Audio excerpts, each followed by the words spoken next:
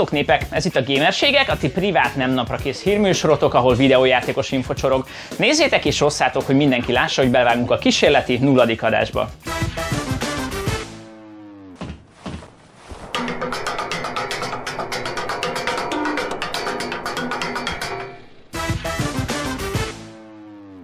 Kemény kígyó kalandjait ötödjére tolhatjuk ki, ha nem számoljuk a rengeteg spin-offot, ami rajtunk kifogott. A játék remek munka. A lopakodós akcióba keveredik pár brutális boss fight, ami felmorzsolna pár hadosztályt. A kalandnak igen borsos az ára, de marhára megéri még úgy is, hogy a szemünk tikkel, amikor találkozunk pár vicces glitch-el. Az észreszejtő részletekről csak ódákat lehet zengeni. A játék szabadsága engedi, hogy szinte mindent mindennel kombinálj, de ez persze nem muszáj. Lehetsz ninja léptű szamuráj, hogy lopakodva szabotálj, vagy izzócsövű fegyverekkel bánhatsz el az emberekkel.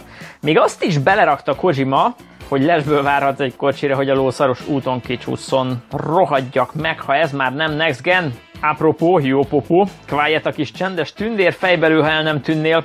A body system remek, de enélkül is akad a játékban rengeteg élvezet. Tedd össze a két kezed és adjunk együtt hálát érte, hogy a folytatást megérte.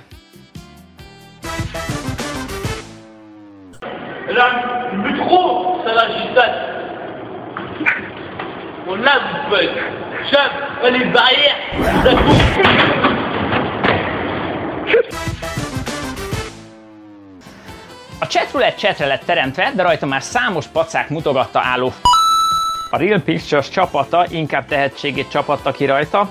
FPS csináltak, ahol a bátrak élőben tolhatták és kioszthatták a zombik hadát.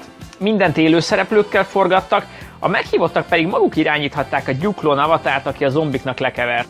A sétáló holtak ugyan nem loholtak, de adtak a csetes harcoknak és párat leharcoltak.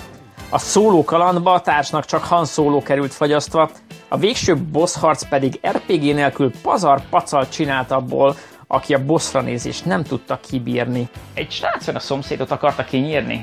Shoot the guy to the right in this car. Not... Yeah, I don't think he knows what's going on.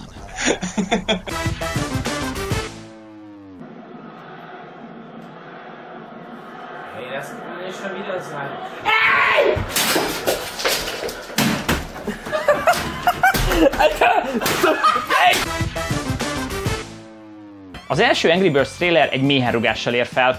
A sztori eddig lapos, mint egy monitor, várhatóan úgy jön ki a moziból az egyszeri gamer, mint a Pixels után annyit kérdve ugye viccelsz. A legfőbb szárnyas szerepekben rémisztő arcok tűnnek fel Peter Super Synchron Dinklage-el, aki úgy tűnik a Destiny-ben hasztalan mutatta meg, hogy a szinkron nem az ő asztala.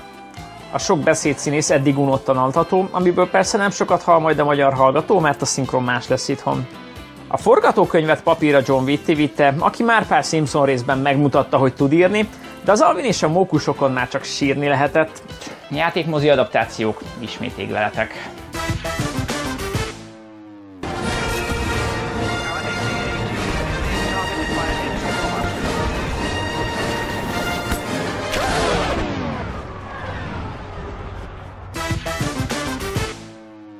A pilotnak vége mára, de ha tetszett az adáska, számíthattok ráadásra tetszőfelhőbe fellőve. Küldjetek híreket, gyártsunk azokhoz rímeket, pólószetekből is kifogytam, az is jöhet nyugodtan.